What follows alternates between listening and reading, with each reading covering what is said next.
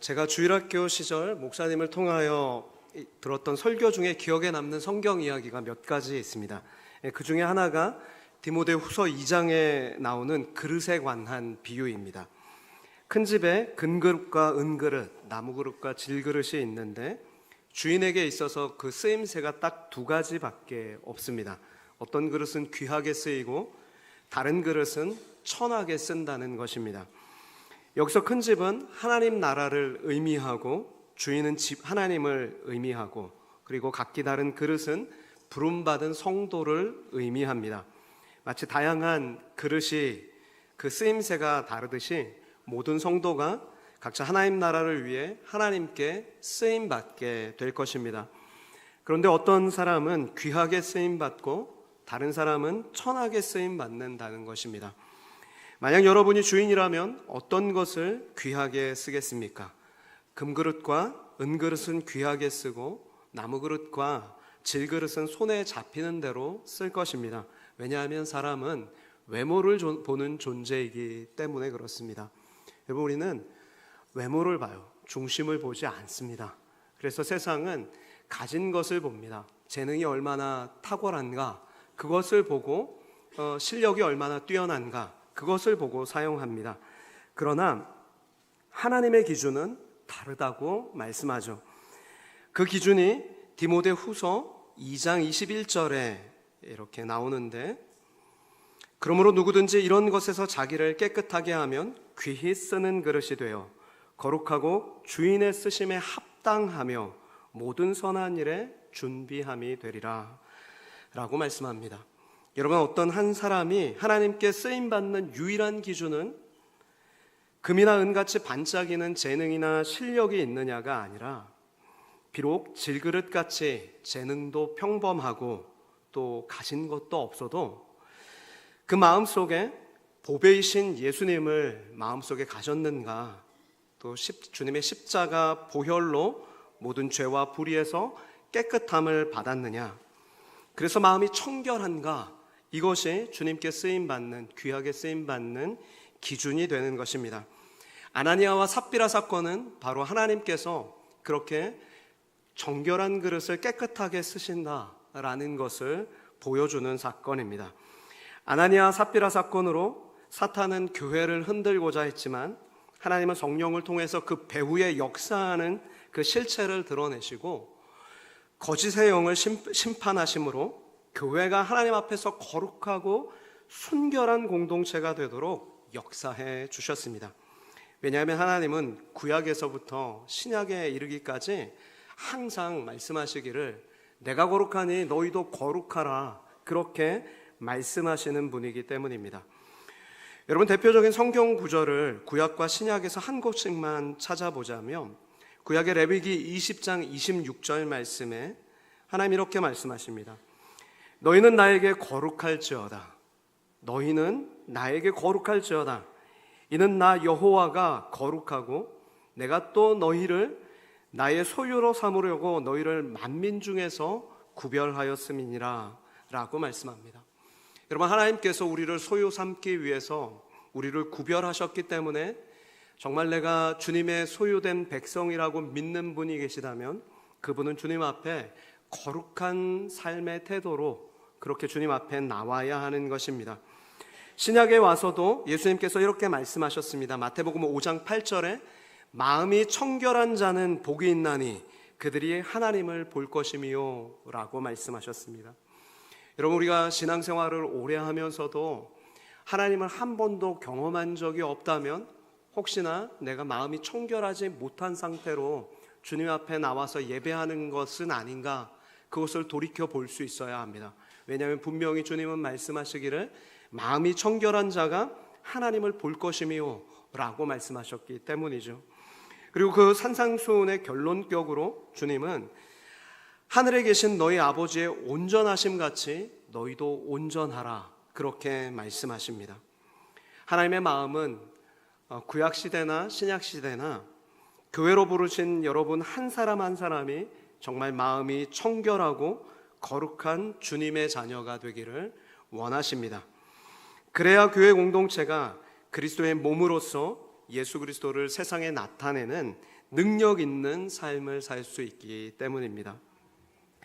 여러분, 인간적으로만 한번 생각해 보십시다. 우리가 말씀을 떠나서 딱 인간의 정욕과 안목의 정욕과 이생의 자랑을 쫓는 그 인간의 딱 그 욕심덩어리인 인간 스스로로만 한번 생각해 보자고요. 그러면 아나니아와 삽비라처럼 그것이 속으로는 거짓말일지언정 땅을 팔아서 이 값이 전부입니다 라고 절반의 액수만 헌금해도 그 액수가 얼마나 크겠습니까? 만약에 여러분이 이 아나니아와 삽비라처럼 전세를 살던 집을 내 집이든 상관없이 집을 다 담보 잡혀 가지고 그 절반의 액수를 딱 가지고 와서 전부입니다라고 하면서 헌금을 한다 그러면 육신의 생각으로 볼 땐 이것이 교회가 그러면 부자가 되겠다, 교회가 돈이 많으니 그러면 많은 일을 할 수 있겠다라고 생각하겠지만, 그러나 하나님은 그런 교회를 쓰실 수 없다라고 말씀하시는 거죠. 교회는 돈으로 움직이는 곳이 아닙니다. 진짜 마음이 정결하게 돼서 하나님을 경외함으로, 하나님을 두려워하는 마음으로, 그렇게 정말 내 삶을 거룩하게 하나님 앞에 구별하고 싶은 그 생각을 가지고 그 마음으로 하나님 앞에 헌신된 한 사람 한 사람을 하나님께서 사용하시고 역사하시고 그들을 귀히 쓰시는 하나님으로 인해서 교회는 부흥하게 되는 것입니다. 오늘 말씀은 아나니아와 삽비라 사건 이후에 성령께서 교회를 거룩하게 하시고 어떻게 교회를 나타내는 삶을 살게 하셨는가를 우리에게 가르쳐주고 있습니다. 오늘 본문을 통해서 우리는 한 3가지로 예수를 나타내는 삶이 어떠해야 하는가를 우리가 살피고자 합니다. 첫째는 정결한 마음으로 예수를 나타내게 하셨습니다. 여러분, 하나님께서 사도들의 손을 통해서 민간의 표적과 기사를 많이 일으키셨습니다. 15절에서 16절 말씀을 보면 사도들을 통해서 나타난 하나님의 능력과 역사가 얼마나 대단한가를 기록하고 있는데, 혹시 베드로가 지나갈 때에 그의 그림자만이라도 덮일까 바라고 병자들을 메고 거리에 나와서 침대와 요에 눕혀 놓았다라고 말씀하죠. 여러분, 그 정도로 지금 표적과 기사가 나타났어요. 그런데 여기서 말하는 표적은 사인을 이야기하거든요. 마치 우리가 고속도로에 타고 가다 보면 그 표지판이 있어서 목적지가 어디다라고 알려주는 것처럼, 당시에 나타난 기적은 그 기적 자체로 의미 있는 것이 아니라 이 기적이 바로 예수 그리스도께서 이 사도들을 통하여 역사하시는 것이다 라는 것을 말씀하고 있는 것입니다. 실제로 당시에 예루살렘 부근의 수많은 병든 사람과 더러운 귀신에게 괴로움을 받는 사람들이 다 나음을 받았다라고 성경은 말씀하죠. 여러분, 이것이 무엇을 의미합니까? 아나니아와 삽비라 사건을 통해서 교회가 정결해지자 사도들을 통해서 성령의 역사가 일어나기 시작했다는 것입니다. 여러분, 언제 기도 응답의 역사가 일어납니까? 기도 응답의 역사가 언제 일어납니까? 야고보서 5장 16절 말씀, 야고보서 5장 16절에 보면 이렇게 말씀하죠. 우리 같이 한번 읽겠습니다. 그러므로 너희 죄를 서로 고백하며 병이 낫기를 위하여 서로 기도하라.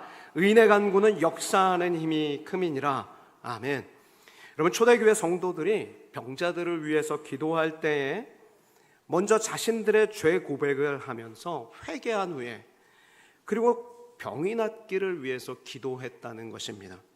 왜냐하면 의인의 간구가 역사하는 힘이 크다는 것을 알았기 때문이에요. 하나님께서 우리의 마음이 정결할 때 비로소 성령께서 우리 안에서 거침없이, 그렇게 아무 장애물 없이, 그렇게 마치 폭포수와 같이 그렇게 역사하실 수 있다는 것을 알았기 때문입니다. 구약의 이사야 선지자 역시 이렇게 말씀합니다. 이사야 59장 1절에서 2절 말씀인데 이 말씀도 같이 한번 읽길 원합니다. 여호와의 손이 짧아 구원하지 못하심도 아니요 귀가 둔하여 듣지 못하심도 아니라 오직 너희 죄악이 너희와 너희 하나님 사이를 갈라놓았고 너희 죄가 그의 얼굴을 가리어서 너희에게 듣지. 아멘. 십자가 보혈로 우리가 우리의 죄가 정결하게 되어야, 그래야 하나님께서 우리의 기도를 들으시고 응답하신다라는 말씀입니다. 그럼 십자가 보혈로 우리 마음이 정결하게 되어야 우리가 하나님을 볼 수 있는 것입니다. 우리 안에 그래야 구원의 즐거움이 회복되는 것입니다.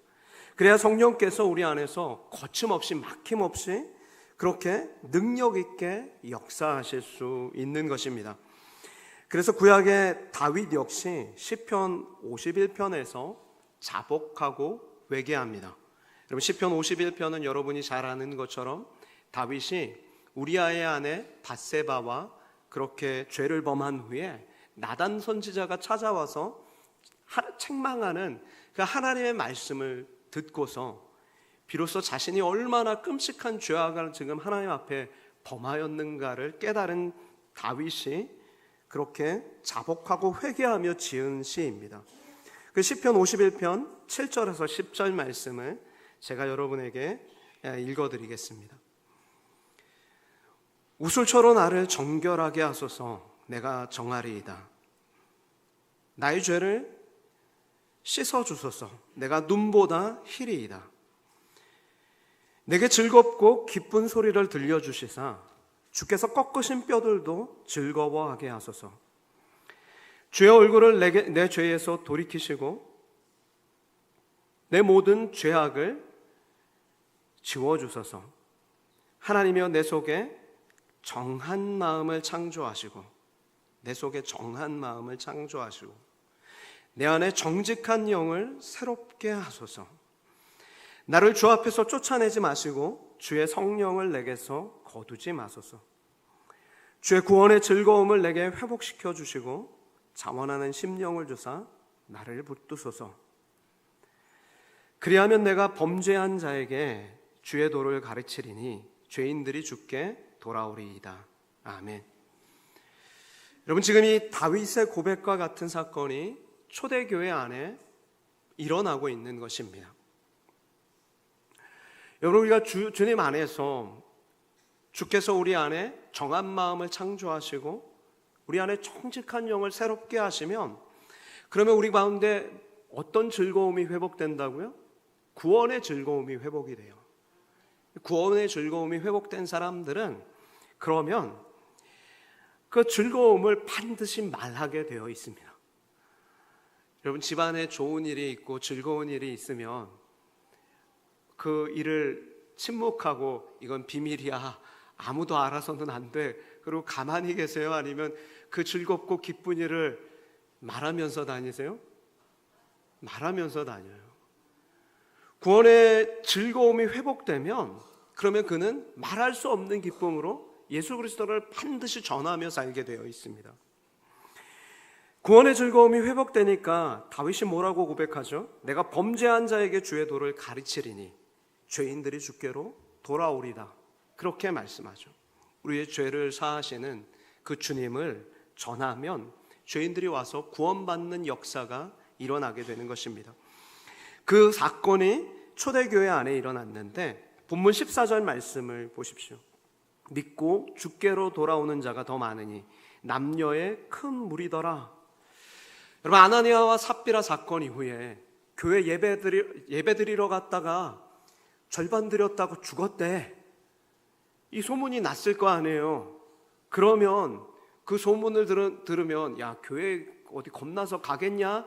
이러면서 교회가 침체되어야 되는데 그런 일이 일어난 게 아니라 오히려 더 큰 능력과 더 큰 부흥을 경험하게 되었다라고 성경은 말씀하고 있는 거예요. 도대체 왜 이런 일이 일어나냐면, 여러분, 그것은 그들이 주님 앞에서 교회가 정결하게 되었기 때문인 것입니다.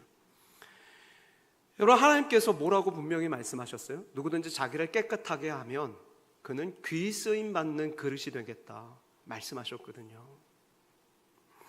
하나님은 지금도 우리가 다윗의 기도와 같이 우슬초로 정결하게 되기를 원하십니다. 여러분, 이 우슬초라는 식물은 과거에 하나님 앞에 속죄의 제사를 드린 그 짐승의 피를 찍어서 제단과 그 제물에 뿌리는 역할을 하는 거예요. 우슬초로 나를 정결하게 하소서라는 기도는 주님 그 십자가의 보혈로 내 마음이 정말 정결하게 되고 정직한 영이 내가 되기를 소망합니다 라는 그 기도를 드리는 거예요. 여러분, 그렇게 우리가 정결하게 될 때 구원의 즐거움이 반드시 우리 안에 회복되게 되어 있습니다. 우리 자신은 십자가 앞에 날마다 세우는 사람이 구원의 즐거움을 회복할 수 있어요. 신앙생활의 기본은 십자가 아래 돌아가는 것입니다. 그 아래서 내가 얼마나 추한 죄인인가를 발견하고 그리스도 없이는 나는 소망이 없구나 라는 그 사실을 날마다 발견하는 거예요. 그 사람이 예수와 함께 있는 것이 기쁘게 되고 그 기쁨을 나가서 전하며 살게 되는 것입니다. 그러면 가서 복음을 전하게 돼요. 구원의 즐거움이 회복된 사람은 반드시 예수님을 전하게 되는 것입니다. 예수 그리스도의 그 십자가 아래 나를 세우는 사람이 구원의 즐거움을 회복하게 되고 그 즐거움을 전하게 되는 것이죠. 여러분은 근래에 그 예수 그리스도를 전하며 사신 적이 있으십니까? 아니면 없으십니까? 있으시기를 축복합니다. 혹시 없다면 저를 통해서, 오늘 이 설교를 통해서 거룩한 부담감을 가지실 수 있기를 축복합니다. 그분이 우리 교회에 나오느냐 안 나오냐는 중요하지 않아요. 훨씬 중요한 건 그분이 나를 통해 예수 그리스도를, 십자가의 그리스도를 만났느냐, 이 사실이 중요합니다. 세상은 뭐를 자랑하죠? 힘과 명예와 가진 것을 자랑하는 세상입니다. 그런데 힘과 명예와 가진 것을 자랑하고 싶어도 아무리 애써도 그것을 가질 수 있어요? 없어요? 갖는 사람들은 극소수예요. 없어요. 그런 세상에서 절망하고 힘들어하고 그게 행복인 줄 알고 추구하는 사람들에게 그게 행복이 아니다. 십자가의 그리스도를 바라보고 그분을 믿는 것이 참된 행복이다. 그것을 가르쳐 주는 것이 우리 신자들의 역할입니다. 오늘 성경은 보니까 아나니아와 삽비라 사건 이후에 하나님께서 교회를 정결하게 하셨을 때 그 십자가의 그리스도가 분명하게 나타나시고 성령님께서 그들 안에서 거침없이 막힘없이 역사하기 시작하면서 모든 병든 자들이 막 고침받는 그런 놀라운 사건들이 일어났다라고 말씀합니다. 능력이 나타나기 시작했다라고 말씀하죠. 오늘 말씀을 준비하면서 제 마음속에 한 가지 소원이 생겼습니다. 주님, 정말로 저 자신과 우리 교회 모든 성도들 안에 정말 그리스도의 십자가 보혈로 우리의 마음이 정결하게 되는 역사가 일어나길 원합니다. 정직한 영으로 우리가 새롭게 되기를 소망합니다. 물질이 아닌 정직한 영을, 그리고 청결한 사람을 하나님께서 어떻게 놀랍게 사용하시는가를 우리가 정말 보기를 원합니다. 그래서 구원의 즐거움이 우리 가운데 회복되고, 그래서 의인의 간구가 정말 얼마나 역사하는 힘이 있는가를 주님께서 우리에게 보게 하시기를 원합니다. 그러면 그것이 우리에게 간증이 돼서 저와 여러분이 정말 어딜 가든지 예수를 나타내는 그런 복된 삶을 사는 증인이 될 줄 믿습니다. 그런 은혜가 있기를 축복합니다. 두 번째로는 모이는 열심으로 예수를 나타내었습니다. 여러분, 기독교 역사를 보면 교회 부흥의 때에 나타나는 두드러진 특징 중에 하나가 모이는 열심이 있었다는 것입니다. 한참 한국 교회가 부흥할 때 얼마나 이렇게 교회 중심으로 모이는 삶을 살았는지 모릅니다. 12절 말씀에도 보면 예루살렘 교회 안에 믿는 자들이 마음을 같이하여 솔로몬 행각에 모였습니다. 솔로몬 행각이 어떻게 생겼냐면 지붕과 기둥만 있고 벽이 없어요. 그런 복도인데 예루살렘 성전 안에서 그렇게 특별히 사람들이 공적으로 모일 수 있는 장소가 이 솔로몬의 행각입니다. 그래서 믿는 자들이 서로 왕래하면서 그렇게 교제할 수 있는 공간이고 그 안에서 집회도 할 수 있는 장소였습니다. 그런데 초대교회 성도들이 매일 하나님과 만날 약속을 했고 그 어떤 경우도 그 약속을 어기지 않고 지금 이곳에 모여 한 마음 한 뜻으로 모여서 예배하는 것입니다. 여기서 우리가 주목할 점은 단순히 이 모임은 친목적인 모임이 아닙니다. 친목회가 아닙니다. 공개적인 집회였다는 사실입니다. 그런데 당시 여건상 믿는 자들이 공개적으로 모여서 집회를 여는 것이 어려운 일이었을까요? 쉬운 일이었을까요?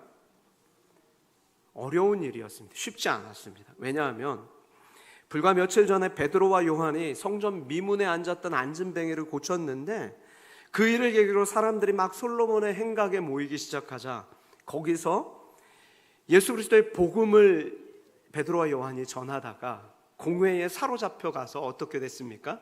위협당하고 다시는 예수의 이름으로 말하지 말라, 이렇게 단단한 주의를, 경고를 받고서 겨우 석방된 때가 얼마 되지 않았습니다. 며칠 지나지 않았어요.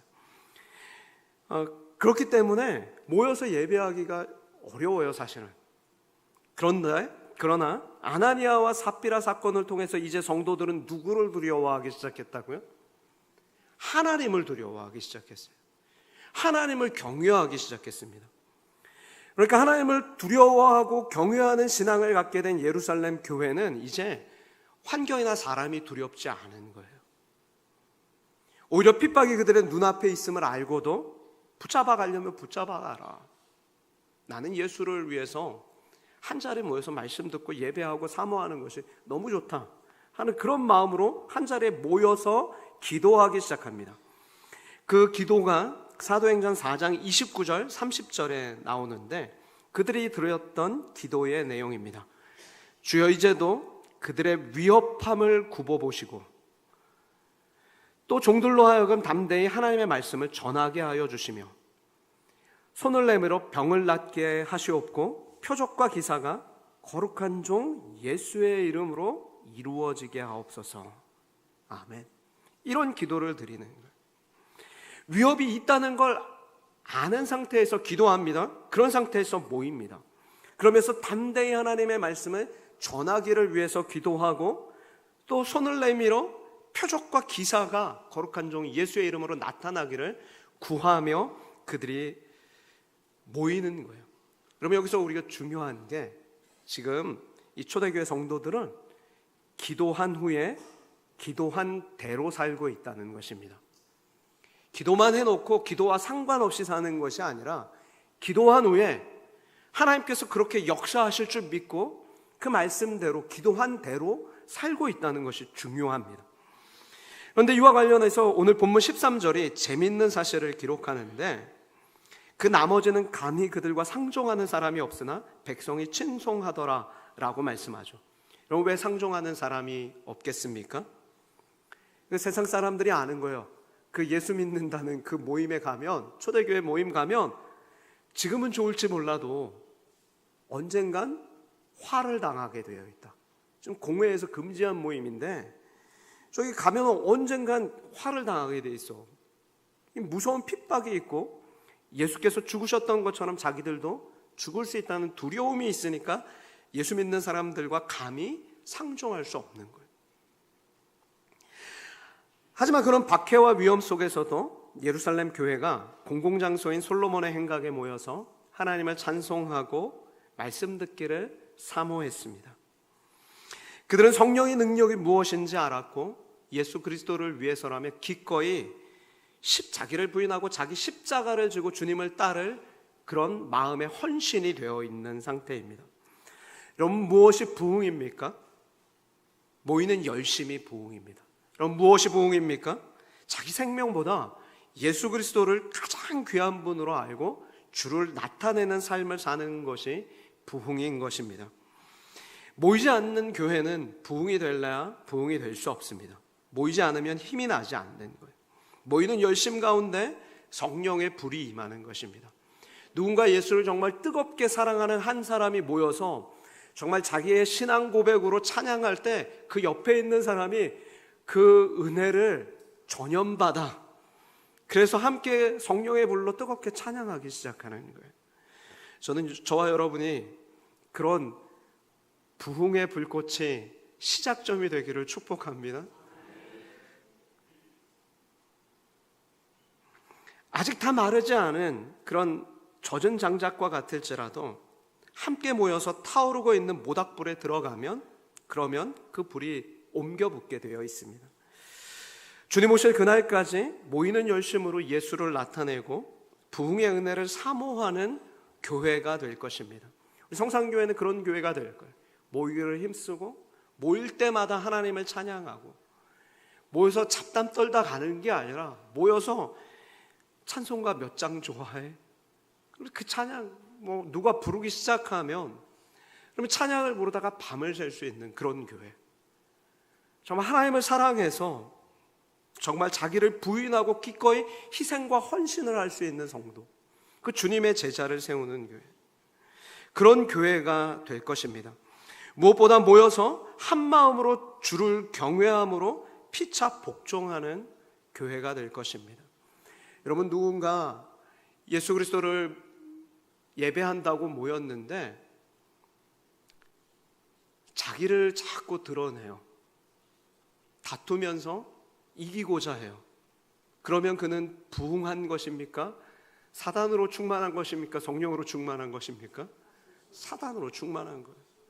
성령 충만한 사람은 주를 경외함으로 피차 복종하게 되어 있습니다. 겸손한 사람이 되어야 되는 거예요.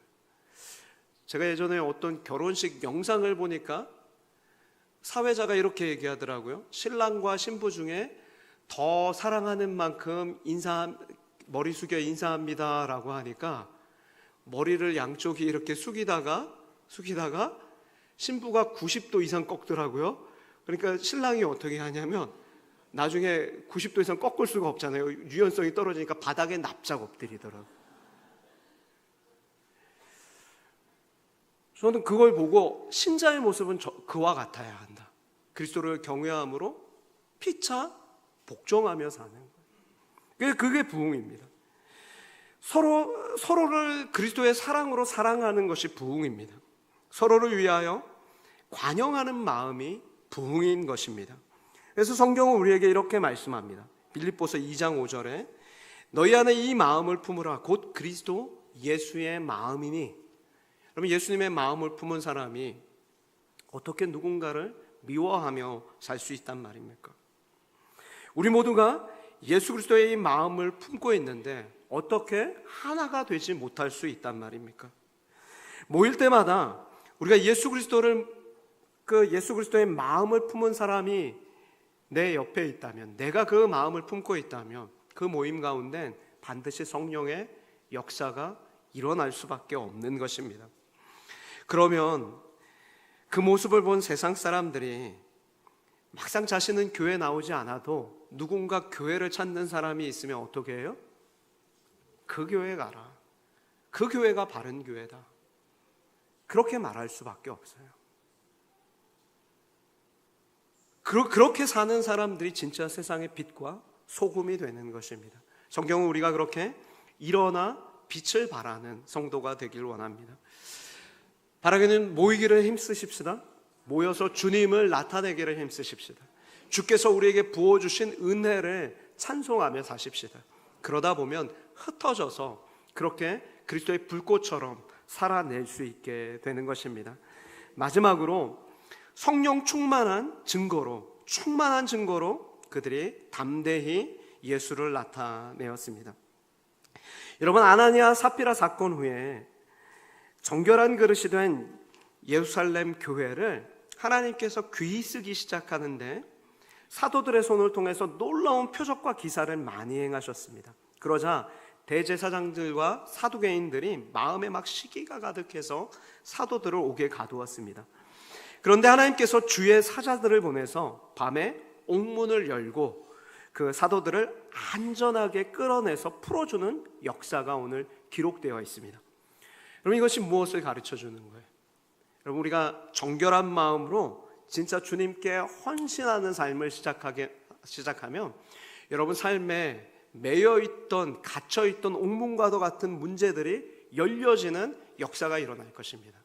반드시 하나님의 역사를 여러분 체험하게 될 거예요. 그런 역사와 간증거리가 많이 생기기 시작하는 것입니다. 그런데 재미있는 건 사도들을 옥에서 풀어줘서 주의 사자들이 안전한 곳에 감춰둡니까? 아니면 또다시 가서 복음을 전하라고 합니까? 또다시 가서 복음을 전하래요. 이 생명의 말씀을 다 백성들에게 전하라고 사명을 주십니다.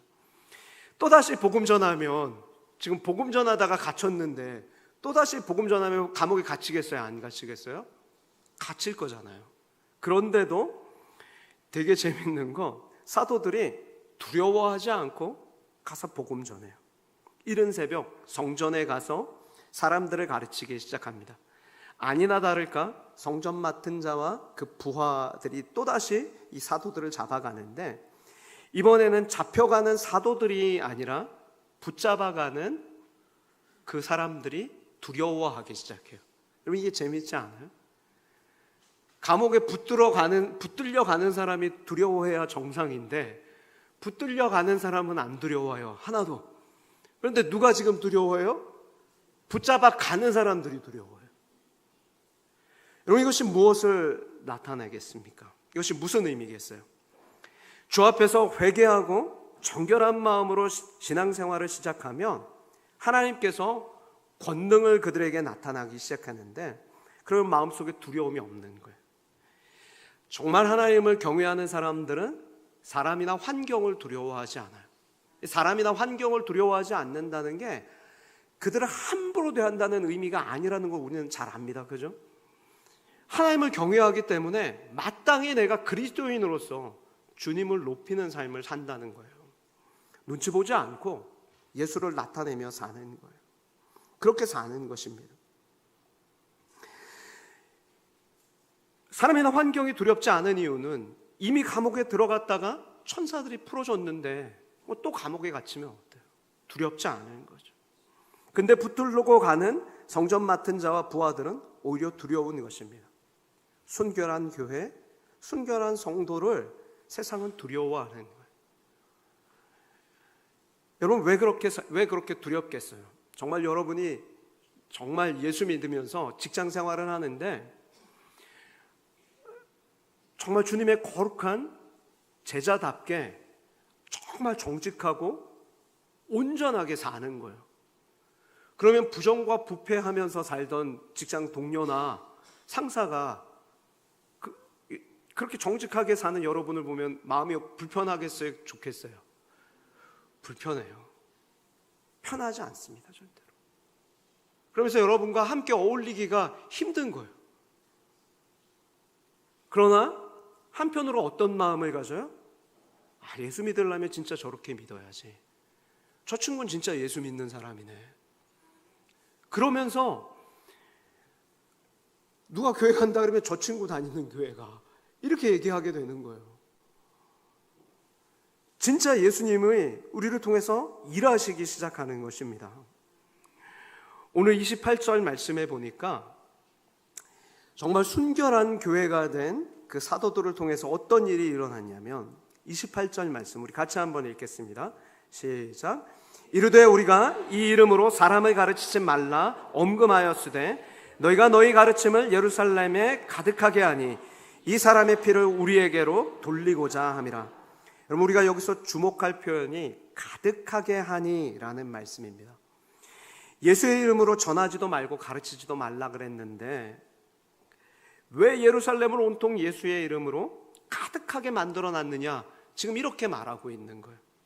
여러분, 그들이 얼마나 열심히, 얼마나 부지런히, 얼마나 담대하게, 얼마나 뜨겁게 가는 곳마다 지금 만나는 사람마다 내가 만난 예수를 전하며 살았는지를 우리가 알 수 있는 대목이 이 28절 말씀 가득하게 하니입니다. 그리고 그 결과가 14절 말씀인데, 믿고 주께로 나오는 자가 더 많으니 남녀의 큰 무리더라 라고 말씀하죠. 여러분, 예루살렘 교회 안에 부흥의 역사가 일어나기 시작한 것입니다. 왜 이런 부흥의 역사가 일어났습니까? 지금까지 살핀 대로 사도들이 정말로 열정적으로 뜨겁게 복음을 전했고, 그들의 손을 통해서 성령께서 많은 표적과 기사도 나타나셨고, 어떤 백성들에게 칭송도 받았기 때문입니다. 다르게 말하면 예수 믿는 성도들 안에 복음의 역사가 나타나서 그들의 삶이, 그들의 인품이 굉장히 매력적으로 변했다는 거예요. 여러분, 왜 우리가 아무리 이 시대의 전도에도 복음 전도가 잘 일어나지 않습니까? 먼저 나 자신이 예수님 안에서 복음으로 변화되지 않았기 때문입니다. 그래서 나 자신의 입술이나 행동을 통해서 예수를 나타내는 삶이 없었기 때문에 가정에서도 이렇게 복음 전하는 게 어렵지 않습니까? 먼저 자신 안에 예수를 나타내는 삶이 있어야, 그래야 이제 가족들이 예수 믿을 텐데, 수년간 예수 믿자고 권해도 나에게서 어떤 칭찬받을 만한 일이 없어요. 믿기 전이나 믿고 난 후나 똑같아요. 여전히 본능대로 살고 막 그렇게 해요. 그러면 여러분, 전도의 열매가 맺기가 굉장히 어려운 것입니다. 오늘날 교회 안에서는 굉장히 상냥하고 친절한데 집에 가서는 상냥하지 못한 분들도 있는 것 같습니다. 예. 웃으시는 분들은 왜 웃으시는지 모르겠는데 그런 분들이 있는 것 같아요. 그런데 변화의 가장 중요한 1번지는 우리가 누누이 강조하지만 교회일 뿐만 아니라 가정도 변화의 1번지가 되셔야 합니다. 가정에서 가족들이 먼저 여러분이 성화되어 변화된 것을 발견할 수 있어야 합니다. 그래야 그분이 진짜 그리스도인이에요. 왜냐하면 우리가 무장해제하는 유일한 곳이 가정이기 때문입니다. 가정에서 아내에게, 남편에게, 자녀들에게 진짜 당신은 예수 믿는 사람입니다, 진짜 아빠는 예수 믿는 사람 같아요, 그렇게 우리가 이야기를 들을 수 있어야, 그래야 우리가 세상 속에서 능력 있는 그리스도인으로 쓰임 받게 되는 거예요. 누군가 이런 말을 하더라고요. 만약에 그리스도인이 가정에서 사는 것처럼 직장 안에서도 똑같이 행동을 하는 거예요. 그러면 그분이 직장에서 승진할 수 있겠냐라고 묻더라고요. 승진할 수 있겠습니까?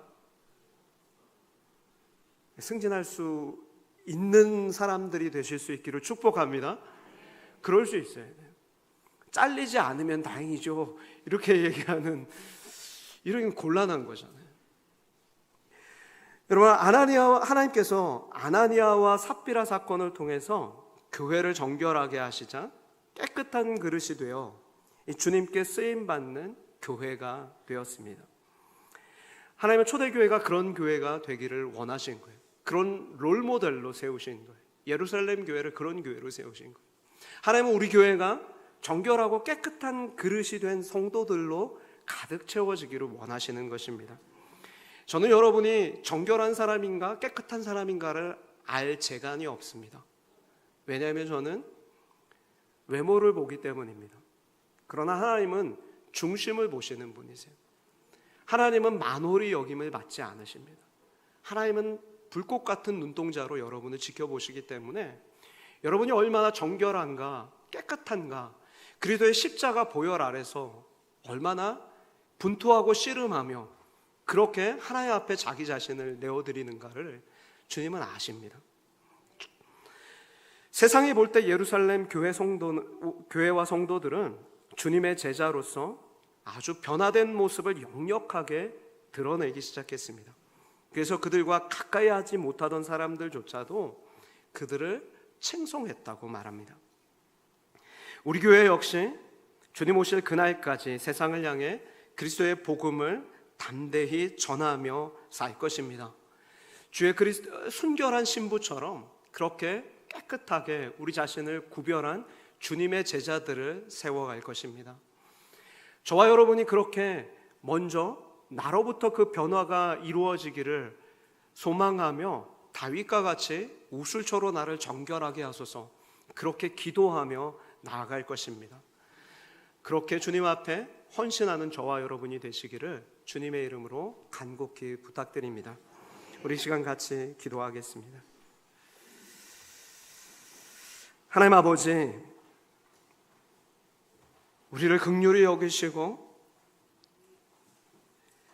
우리 안에 뿌리 깊게 박혀있는 죄의 욕망과 육신의 정욕과 안목의 정욕과 이생의 자랑과 같은 하나님 그런 모든 죄악들을 주님 용서하시고 뿌리 뽑아주시고 죄에 민감하게 깨닫고 돌이켜 회개하는 아버지 하나님 저희들 될 수 있도록 성령 하나님 이 시간 충만하게 임재하여 주옵소서.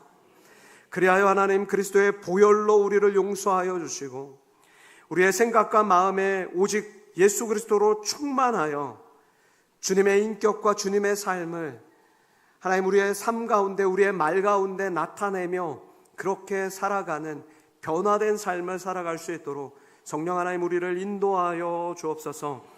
그리하여 세상의 모든 사람들에게 예수를 나타내는 충만한 삶을 살 수 있도록 역사하여 주시고 복음으로 변화된 내가 가정을 변화시키고 세상을 변화시키는 그런 놀라운 역사들이 우리에게서 일어날 수 있도록 성령님 우리를 긍휼히 여기시며 충만하게 채워주시고 이끌어 주옵소서. 감사드리며 예수님의 이름으로 기도하옵나이다. 아멘.